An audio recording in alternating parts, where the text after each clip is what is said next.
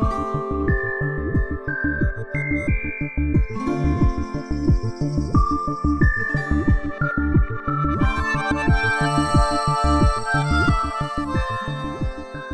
Arun Kumar Biswas, detective fiction writer.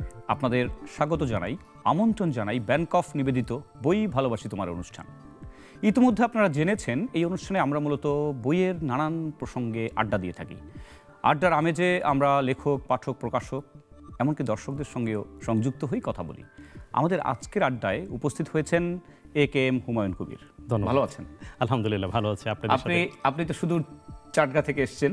জি, এবং এটা আমাদের কাছে একটা অন্য অনুষঙ্গ, কারণ আমরা আপনাকেই আমাদের তিলোত্তমা নগরী ঢাকার বাইরের একজন অধ্যাপককে পেয়েছি এবং আপনার গবেষণা বিষয়টি আমাদের কাছে খুব নতুনতর মনে হয়েছে। একটি বই আমি শুরুতেই বলতে চাই, milk and dairy foods, nutrition, processing and healthy ageing, আপনার লেখা বই।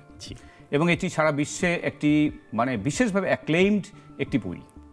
শুরুতেই আমি জানতে চাইব এই বিষয়ে গবেষণার আপনার প্রস্তুতি। আপনি যেহেতু একজন অধ্যাপক এবং গবেষক, আপনার নিশ্চয়ই লেখার পেছনে কিছু গল্প আছে, সেটা আগে শুনতে চাই।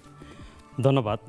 আসলে গল্পটা হলো, আমি যেহেতু এই বিজ্ঞানের ছাত্র এবং শিক্ষকতা করি, আমি যখন কৃষি বিশ্ববিদ্যালয়ে পড়াশোনা করি তখন দেখেছি আমাদের milk and dairy food related বইয়ের যথেষ্ট ক্রাইসিস ছিল। এটা একটা বিষয় ছিল। আবার যখন শিক্ষকতায় এসেছি তখনও সেম ছিল। আরেকটা বিষয় ছিল যে আমার একটা প্রথম থেকে এরকম বিষয় ছিল, আমি মানুষের জন্য, হিউম্যান কাইন্ডের জন্য এমন কিছু করব যেটা সবার উপকার হবে। একটা হলো যে একটা একাডেমিক গবেষণা, প্লাস হচ্ছে যারা স্বাস্থ্য সচেতন মানুষ তাদের উপকার হবে, এবং যারা খামারি কৃষক পর্যায়ে আছে বা প্রফেশনাল তাদের উপকার। সেই প্রেক্ষাপট থেকে আসলে আমি এই বইটা লিখেছি। ওকে। এবং আমার যেটা মনে হলো, আপনার বায়োগ্রাফি এবং বইয়ের কিছু পঠনের পরে আমার মনে হলো যে এটি বিভিন্ন কারণেই অনবদ্য একটি বই এবং অত্যন্ত প্রয়োজনীয়ও বটে। এবং আপনি বলছিলেন যে সারা বিশ্বে এটা তৃতীয় স্থান। এটা যদি আমরা পাঠের দিকে যাই, এটা কি করে সম্ভব হলো?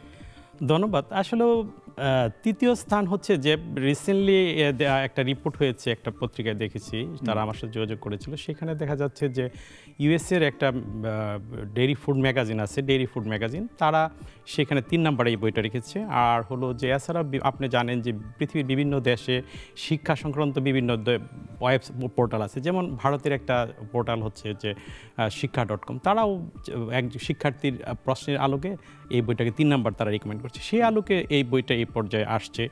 আর এই বইটা আসার কিছু হয়তোবা নিশ্চয়ই কারণ রয়েছে। আপনি যদি দেখেন এই বইয়ের সিমিলার যদি বই যেগুলি আছে, সেই বইগুলোর থেকে এই বইয়ের কিছু পার্থক্য আছে। তো এখন প্রশ্ন হলো সেই পার্থক্যটা কি, স্পেশালিটিটা কি? একটা হলো যে লেখার দিক দিয়ে, এবং আপনি নিশ্চয়ই দেখেছেন যে বইয়ের একজন রিডারকে আকর্ষণ করার জন্য, একজন প্রফেশনাল পিপলকে আকর্ষণ করার জন্য যে সমস্ত বিষয় থাকা উচিত এই বই আছে। কি আছে? যেমন বইয়ের একটা চ্যাপ্টার ওপেন করলে আপনি পাবেন যে অবজেক্টিভ, লার্নিং অবজেক্টিভ, এবং একজন রিডারকে আকর্ষণ করার যে বাবল বক্স আছে, এবং বেশিরভাগ বিষয়গুলি সচিত্র বর্ণনা করা আছে সহজ ভাষায়। এটা একটা বিষয়। আরেকটা বিষয় হলো যে আমি চেষ্টা করেছি যে বিজ্ঞানকে বাস্তব জীবনের সাথে সমন্বিত করে লেখা। তাহলে প্রশ্ন করতে সেটা কীভাবে সম্ভব? যেমন আমি এই বইয়ের ক্ষেত্রে যেটা দেখেছি যে গবেষণা প্লাস হচ্ছে একাডেমিক জার্নালে সর্বশেষ যে গবেষণার বিষয়গুলো সেগুলো তুলে এনেছি। আপনি আপ টু ডেট, এক্স্যাক্টলি। এবং আপ টু ডেটে কীভাবে করেছি, শুধু গবেষণার ফলাফল না, এখানে মানুষের মিল্ক এবং মিল্ক প্রোডাক্ট মানুষের দৈনন্দিন জীবনে স্বাস্থ্যের কী ভূমিকা পালন করতে পারে সেইটার উপরে আমি আলোকপাত করেছি। এবং এমন বিষয়গুলো আছে যেটা আমাদের একটা হলো যে একজন প্রফেশনাল পিপল লাগবে, একজন প্রত্যেক মানুষের দুধ আমরা সবাই খাই, মিল্ক প্রোডাক্ট, অনেকে জানি না কেন খাই, উপকার। এবং বিশেষ করে এই বইয়ের যদি আমি অনন্য বৈশিষ্ট্য বলতে চাই, সেটা হলো যে মোটা থেকে 4টা বৈশিষ্ট্য বলা যেতে পারে। একটা হলো পুষ্টি ও স্বাস্থ্য, আরেকটা হলো যে প্রক্রিয়াজাতকরণ কেমন করা হয়, আরেকটা হলো বার্ধক্যে সুস্বাস্থ্য, সর্বশেষ গবেষণা। বিশেষ করে পুষ্টি প্রক্রিয়াজাত নিয়ে অনেক বই পাওয়া যাবে। বিশেষ করে হেলদি এইজিংয়ে বার্ধক্যে সুস্বাস্থ্যে কী ভূমিকা রাখে দুধে, এই বিষয়গুলির যথেষ্ট কাটতি ছিল। এবং এই বইটাতে আমি দেখিয়েছি যে আমাদের যে বার্ধক্যের বিভিন্ন ধরনের সমস্যা হয়, আপনি জানেন যে একটা হলো সার্কোপেনিয়া, হার্ট রোগ হয়, পার্কিনসন্স হয়, অ্যালজাইমার হয়, এইগুলি আসলে আমরা যদি নিয়মিত দুগ্ধজাত দ্রব্য খাই তাহলে এগুলি দেখা যায় এগুলি ঝুঁকি অনেক অংশে কমায়। হ্যাঁ, এখানে আমার একটা প্রশ্ন আছে। আমরা দেখি প্রায় আমরা বলতে শুনি যে বাবা মায়েরা তাদের সন্তানদের প্রতিদিন অন্তত 1 গ্লাস দুধের কথা বলে, কিন্তু আমাদের যারা সিনিয়র সিটিজেন তাদের ক্ষেত্রে এটা কি খুব উপযোগী? অনেকে কিন্তু বলেন যে তার দুধ সহ্য হয় না, এটার ঘটনাটা very interesting question, rightly point out যে আমাদের তো শিশুদের জন্য তো পুষ্টিকর আছেই, সেটা লাগবে, এবং এটা দুধ হচ্ছে একটা বিস্ময়কর খাবার, এবং দুধে যে কমপ্লিট ফুড বলে আমরা জানি, কমপ্লিট অলমোস্ট কমপ্লিট ফুড, সেটা যেমন বাচ্চাদের তো লাগবে। এটা একটা আমাদের ভুল ধারণা যে মনে করে যে শুধুমাত্র শিশুদের জন্য দুধ প্রয়োজন, প্রাপ্তবয়স্কদের জন্য দরকার নেই। হয় আছে প্রাপ্তবয়স্কদের জন্য কেন দরকার? এখানে দেখেন যে সমস্ত পুষ্টি উপাদান প্রাপ্তবয়স্কদের দরকার, যেমন প্রোটিন, ভিটামিন, মিনারেল সবগুলি আছে। এটা একটা ভ্রান্ত ধারণা, যারা প্রাপ্তবয়স্ক তাদের জন্য বেশি দরকার। এবং শুধু তাই নয়, আপনি জানবেন যে দুধ কিন্তু শুধু পুষ্টি দেয় না, একটা প্রাকৃতিক ঘুমের জন্য প্রাকৃতিক ঔষধ। ওকে, মানে যারা দুধ খেয়ে ঘুমলে ভালো ঘুম হয়।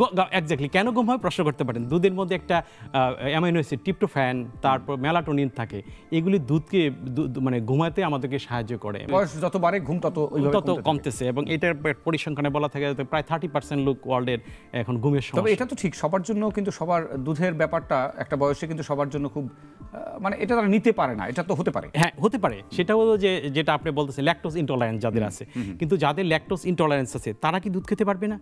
তারা খেতে পারবে। কিভাবে খাবে? ক্রিম বাদ দিয়ে? হ্যাঁ, না, ক্রিম বাদ দিয়ে, সেটা দুধ না খেয়ে তাকে ইউগার্ট খেতে হবে, অথবা চিজ, যেটা চিজ আছে, পনির যেটা বলি, সেগুলি খেতে পারবো। এবং এগুলি আসলে দরকার, এবং কারণ হচ্ছে কি এখানে অনেক ধরনের প্রোবায়োটিক থাকে, আমাদের যে প্রোবায়োটিকগুলি আমাদের দেহের বিভিন্ন ভালো কাজ করে। যেমন ব্যাপারটা অনেকটা এরকম যে যার ট্যাবলেট গিলতে সমস্যা হয় সে সিরাপ খাবে, বাট তাকে খেতেই হবে। দুধটাও এরকম, এটা একটা মানে বিভিন্ন ধরনের কাজ আছে, যার ফলে দুধটা সে ওইভাবে খেতে পারে। এটা একটা মানে প্রাকৃতিক ওষুধের মতন কাজ করে। আচ্ছা, আরেকটি প্রশ্ন আমার, সেটি হলো এই যে আমরা অনেক সময় বলে থাকি যে আমাদের বিশ্ববিদ্যালয়গুলোতে যাদের গবেষণা করার কথা সেই মানের বা সেই পরিমাণ গবেষণা হচ্ছে না। আপনার এক্ষেত্রে মন্তব্য কি, কেন হচ্ছে না? আমরা কিন্তু জানি যে আমাদের সাইটেশন কম, কেন? ধন্যবাদ। আসলে এই প্রশ্নটার উত্তর দেওয়া, এক কথায় উত্তর দেওয়া জটিল, কিন্তু গবেষণা আমাদের দেশের গবেষণা হচ্ছে, তবে যে মানের হওয়া উচিত ছিল সেই মানের হচ্ছে না। এখন কেন হচ্ছে না সেটা একটা প্রশ্ন। যদি মোটা দাগে আমি বলতে চাই, একটা হলো যে আমাদের দেশে যে রিসার্চের যে ফান্ডিংয়ের ক্রাইসিস আছে, এবং আমাদের যে গবেষণাগারগুলি যে ইকুইপ থাকার কথা ছিল সেরকম আমরা এখনও করতে পারি না, এটা একটা বিষয়। আর হলো যে আমরা বিজ্ঞান মনস্ক জাতি সৃষ্টির জন্য যে বিষয়গুলি ছিল সেটাও কি আমরা করতে পারছি কিনা, এটা যথেষ্ট একটা প্রশ্ন রেখেই যাচ্ছে। তো এবং দেখা যাচ্ছে যে, এবং আপনি জানেন নিশ্চয়ই যে একটা ভালো গবেষণা করতে হলে অনেক ফান্ড লাগে, এবং একটা ভালো প্রকাশনা করতে হলে কি আপনি ভালো জার্নালে একটা পাবলিকেশন করতে প্রায় আপনি 20 থেকে বলা হয়ে থাকে প্রায় 2 থেকে 3 লক্ষ টাকা লাগে। তা আমাদের একটা পাবলিকেশন করতে ভালো জার্নালগুলিতে সেই ধরনের যথেষ্ট মানে আমাদের ফান্ডিং নাই। আচ্ছা, এক্ষেত্রে রাষ্ট্রীয় পৃষ্ঠপোষকতার অভাব আছে বলে আপনি মনে করেন? রাষ্ট্রীয় এখন দিন দিন গভর্নমেন্ট গবেষণার জন্য গুরুত্ব দিচ্ছে, কিন্তু আমাদের গভর্নমেন্টের যে অর্থনৈতিক অবস্থা সেটা সম্ভব হয় না। কিন্তু আমার মনে হয় যে আপনি জানেন যে কোনো একটা দেশের শিক্ষার উন্নয়ন, গবেষণা উন্নয়নের জন্য তার বাজেটের জিডিপির অ্যারাউন্ড 4% উপরে দিতে হয়। আর আমাদের, আপনি নিশ্চয়ই জানেন, আমাদের জিডিপির কত পার্সেন্ট আমরা শিক্ষাতে 2%ও করি না, 2% নিচে।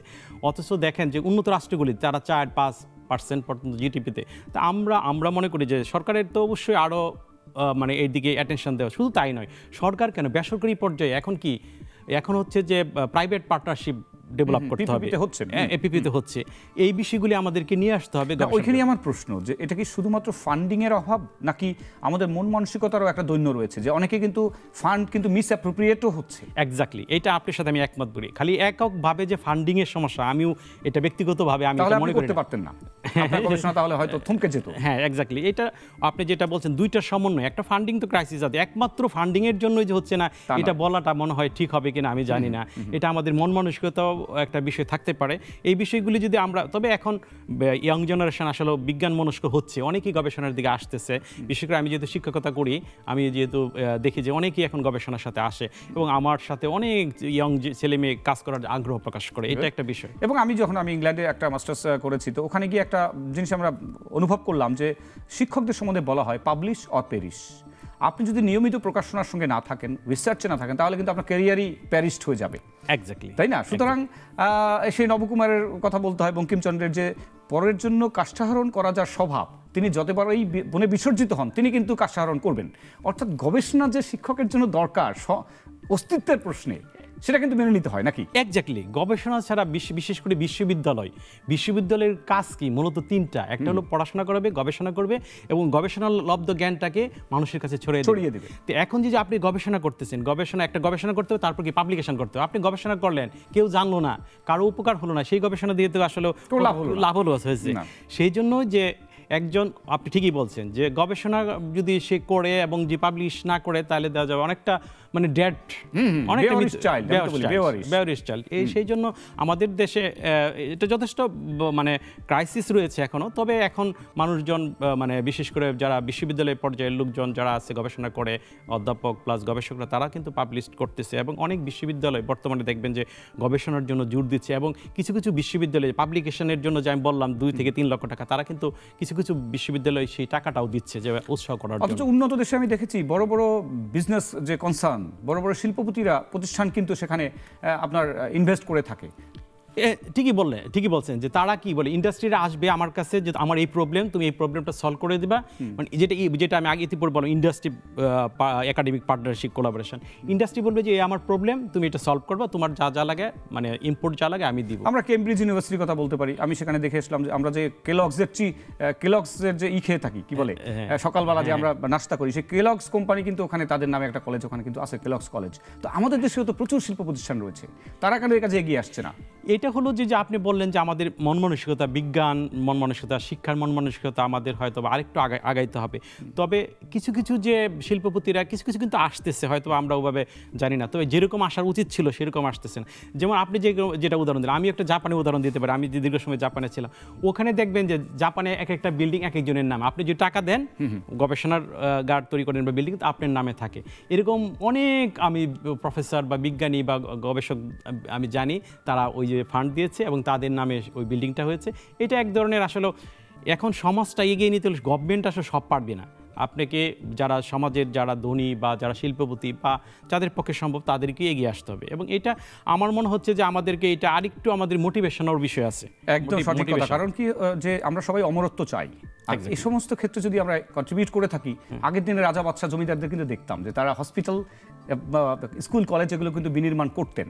এক্স্যাক্টলি করতে। এখনও দেখা যায় কিছু কিছু শিক্ষানুরাগী আছে, তারাও কিন্তু স্কুল, মাদ্রাসা প্লাস শিক্ষা প্রতিষ্ঠানে তারা কিন্তু কন্ট্রিবিউট করতেছে। এটা আরও এগিয়ে আসা উচিত। কারণ হচ্ছে যে আমাদের দেশে এখনও যথেষ্ট মানে সুযোগ রয়েছে এবং আমাদের আলহামদুলিল্লাহ অনেক ধনী মানুষও আছে, অনেকে আছে কন্ট্রিবিউট করতে পারবে, কিন্তু তাদেরকে এগিয়ে আসতে হবে। অশেষ ধন্যবাদ এ.কে.এম. হুমায়ুন কবির। আপনার সঙ্গে কথা বললে আমরা আমাদের ভেটেরিনারি বিষয়ে যে গবেষণা এবং সার্বিক গবেষণা বিষয়ে অশেষ জ্ঞান লাভ করলাম। আপনাকে অশেষ ধন্যবাদ জানাই। প্রিয় দর্শক, আমাদের আজকের পর্ব এখানে ইতি টানতে হচ্ছে। আশা করছি আবারও দেখা হবে নতুন কোনো অতিথির সঙ্গে। সে নাগাদ ভালো থাকুন, সুস্থ থাকুন এবং অবশ্যই বইয়ের সঙ্গে থাকুন।